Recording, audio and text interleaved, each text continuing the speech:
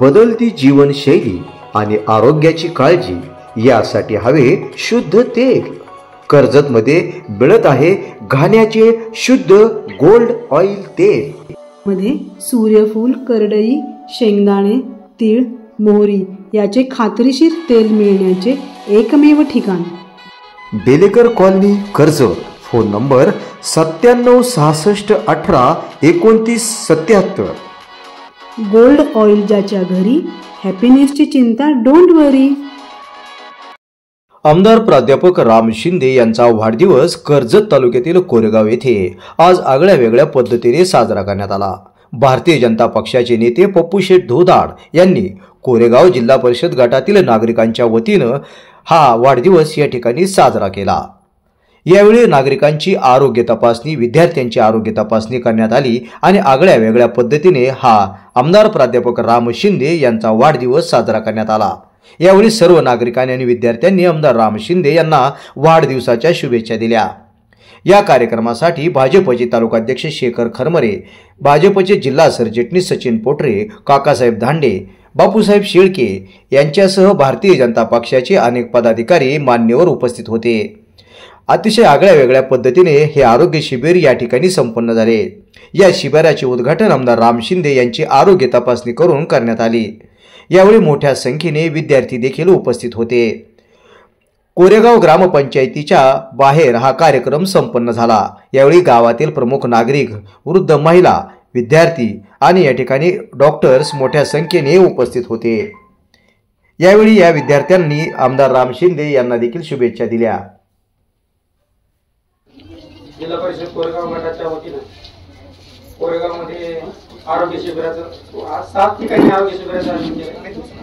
आचार्य साहेबांचा सकाळी आम्हाला टायमिंग भेटला, टाइम भेटत नव्हता। साहेबांना मी गेल्या 8-10 दिवसापासून कॉन्टॅक्ट करत होतो। सकाळ टाइम भेटला, अचानक नियोजन ठरलं। कोरेगावमध्ये आरोग्य शिबिराचं नियोजन होतंच, पण साहेबांच्या येण्याचं नियोजन नव्हतं। खऱ्या अर्थानं वाढदिवसाच्या निमित्तानं जो कार्यक्रम आयोजित करण्यात आलेला आहे तो अतिशय लवकर झाला असं काहींचं म्हणणं आहे। मात्र साहेबांचं जे कार्यक्रमाचं शेड्यूल मला जे जाणवतंय, मला जे अनुभवतंय, त्या माध्यमातून जवळपास 1 महिना ते 1.5 महिना कार्यक्रम चालते। एवढे मोठे कार्यक्रम साहेबांच्या वाढदिवसानिमित्त कार्यकर्त्यांनी ठेवले।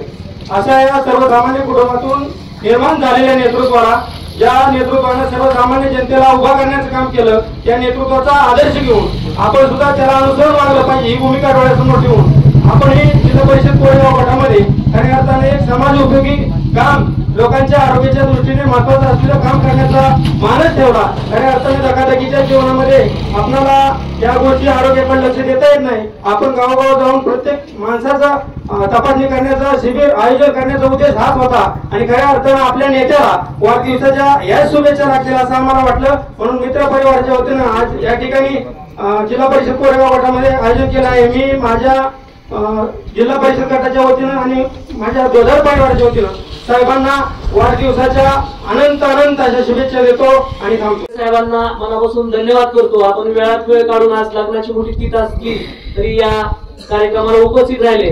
पप्पू शेठ मित्रमंडळाच्या वतीनं गेल्या 4 वर्षापासून या ठिकाणी दिनदर्शिका छापली जाते आणि सर्वसामान्य जनतेपर्यंत ती पोहोचवली जाते। खरं तर शिंदे साहेबांनी सांगितलं आता आरोग्याचा कार्यक्रम आहे, त्यानंतर काही क्रीडाच्या स्पर्धा आहेत, काही सांस्कृतिक कार्यक्रम आहेत। या वर्षी प्रचंड मोठा वाढदिवस आपण माननीय शिंदे साहेबांचा साजरा करतोय। साहेब, ही तरुण पिढी डॉक्टरांची नव्यानं रुग्णांची सेवा करणारच आहे, पण खऱ्या अर्थानं जनतेचे डॉक्टर तुम्ही आहात।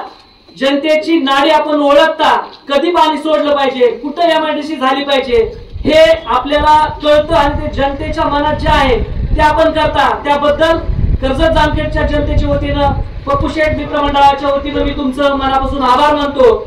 या ठिकाणी पप्पू शेठ दोधार मित्रमंडळाच्या वतीनं 2020 पासून कॅलेंडर छापले जात आहेत। त्या पहिल्या वर्षी 4000 छापले होते, आता या वर्षी 10000 कॅलेंडर त्यांनी छापलेले आहेत। ते प्रत्येक घरात त्यांचं कॅलेंडर शिंदे साहेबांच्या छायाचित्रासह ते देणार आहेत। मी साहेबांना विनंती करतो की आपण या दिनदर्शिकेचं प्रकाशन करावं। या पंचकृषीतील पदाधिकारी आणि कार्यकर्ते, पत्रकार आणि छायाचित्रकार, खरं तर कालच रात्री उशिरा अधिवेशन संपलं आणि रात्रीचा प्रवास करून आपल्यामध्ये पोहोचलोय. एकूणच पप्पूने सांगितलं त्याप्रमाणे ते मला 1 तारखेला काय वेळ मिळायची नाही, त्याच्यामुळे अगोदरच आमचं उरकून येतो. मला लक्षात आलं नाही की शेवटी वाढदिवस एवढ्यात जास्त का व्हायला लागले, कारण मी वाढदिवसा दिवशी सुद्धा मतदारसंघातच असतो आणि राहणार आहे. पण वाढदिवसाच्या अगोदरच 8 दिवस कामाला लावायची माणसं, वाढदिवसा दिवशी बायका पोरं घेऊन निघून जायचं असं काही करणार नाही. त्यामुळे वाढदिवसाच्या अगोदर बी आणि नंतर बी वाढदिवसाच्या दिवशी पण हा वाढदिवस करण्यासाठी वाढदिवस हे निमित्त आहे. परंतु अशा प्रकारच्या समाज उपयोगी कार्यक्रम हाती घेऊन जे लोक दवाखान्यामध्ये पोहोचू शकत नाही, त्यांना तपासणीची आवश्यकता आहे, उपचाराची आवश्यकता आहे, या माध्यमातून खऱ्या अर्थानं वाढदिवस हा साजरा झाला पाहिजे. आणि पप्पूशेठ दोदाळ आणि त्यांच्या सर्व सहकार्यांनी कोरेगाव इथे हा कार्यक्रम आयोजित करून एक कार्यक्रमाची दिशा काय असावी आणि कार्यक्रम बी कसे घेतले जावेत या संदर्भामध्ये त्यांनी जो काही प्रयत्न केलाय आणि त्याला अतिशय मोठ्या प्रमाणात प्रतिसाद देखील मिळतोय. सगळा स्टाफ देखील त्यांचा उपलब्ध आहे आणि म्हणूनसाठी खऱ्या अर्थानं शेतकऱ्यांना जी आवश्यकता असते, वाढदिवस साजरा करायचा, माझा वाढदिवस आला जर पाणी सुटलं नसतं तर मला काय वाटतं वाढदिवस काय झाला नसता. त्याच्यामुळे ती योजना मी अगोदरच लावली आणि पाणी सुद्धा आपल्याला पोहोचलेलं आहे. त्यामुळं काळजी करायचं कारण नाही. मला भविष्यातल्या अडचणी लगेच लक्षात येतात, त्याच्यामुळे अगोदरच सोडायचा मी प्रयत्न करतो. आणि निश्चितच मला वाटतं या निमित्तानं पाऊस यावर्षी कमी झालाय. 80% पाणी साठा कुकडी लाभ क्षेत्रामध्ये साचलेला आहे किंवा एवा झालेला आहे. त्या माध्यमातून मला वाटतं मधीच अवकाळी पाऊस आल्यामुळं थोडी आपल्याला दिलासा मिळाला. त्यामुळं थोडाफार हातभार आहे त्या उपलब्ध पाण्यासाठी आपल्याला या उन्हाळ्यामध्ये देखील पाण्याची काही अडचण येईल असं वाटत नाही. आणि त्यामुळं सदैव मी तर तत्पर आहेच आहे पाणी सोडण्याच्या दृष्टिकोनातून. आणि अलीकडच्याच कालखंडामध्ये आता अशी परिस्थिती की कसं म्हणलं की माणसं म्हणतात तुम्ही म्हणता तसं, त्यामुळं आता दोन्ही गोष्टी आता अनुरूप आणि अनुकूल झालेल्या आहेत.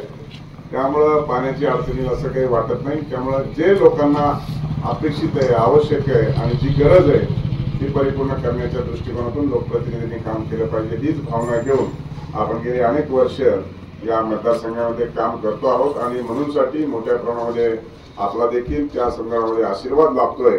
आणि हाच दृष्टिकोन ठेवून म्हणलं काही झालं तरी सकाळी पप्पूच्या कार्यक्रमाला पोहोचायचं. मी 10 वाजताच येतो आणि एकूणच अधिवेशन देखील चांगल्या पद्धतीनं झालेलं आहे. येणाऱ्या 8 दिवसाच्या कालखंडामध्ये उद्योग मंत्री उदय सामंत साहेबांशी देखील बोलणं झालेलं आहे. त्या दिवशी रविवारी 17 तारखेला आपण बैठक पार पाडलेली आहे. आणि तो आराखडा देखील आता जो काही नवीन जागेचा प्रस्तावित MIDCचा जो आराखडा आहे तो सगळ्यांसाठी खुला केला. इकडे घ्या तिकडे घ्या, अंधारात बैठका घेण्याची काही आवश्यकता नाही. जिथे कुठे व्यवस्थित नियमानुसार आणि अनुकूल जागा MIDC उभा करण्यासाठी लागेल तो प्रस्ताव सादर करायचा सांगितलेला आहे. त्यामुळे कुणी दलाल आणि इन्व्हेस्टर जागा घेतलेले आता सगळे भयभीत झालेले आहेत. त्याच्यामुळे पुन्हा थेट शेतकऱ्यांच्या जमिनीवरतीच आता ही MIDC येणार असल्या कारणानं लक्ष अशा पद्धतीला दिलं पाहिजे. आपल्या शेतकऱ्याची जमीन केवढीवर किमतीने घ्यायची आणि दुसऱ्याने ती मोठ्या किमतीने शासनाकडून MIDCचे पैसे घ्यायचे हे काही योग्य नाही. म्हणजे आपल्या हितासाठी आली MIDC का कोणाच्या हितासाठी आली हा प्रश्न निश्चित स्वरूपामध्ये सगळ्याच्या मनात आणि ध्यानात होता. तोच मी उपस्थित करून त्याला न्याय दिलेला आहे. त्यामुळे मिशन मोडवरती MIDC निर्माण करण्याच्या दृष्टिकोनातून आपण प्रयत्न करूया. आणि पाण्याच्या संदर्भामध्ये देखील सांगितलं तपासणी देखील सगळ्यांनी आपली योग्य ती करून घ्या. एवढंच या निमित्ताने सांगतो. असा एक चांगला कार्यक्रम, समाज उपयोगी कार्यक्रम आणि लोकांना दिलासा देण्यासाठी कार्यक्रम आयोजित केल्याबद्दल मी मनस्वी आपले आभार व्यक्त करतो आणि माझे 2 शब्द संपवतो. जय हिंद, जय महाराष्ट्र.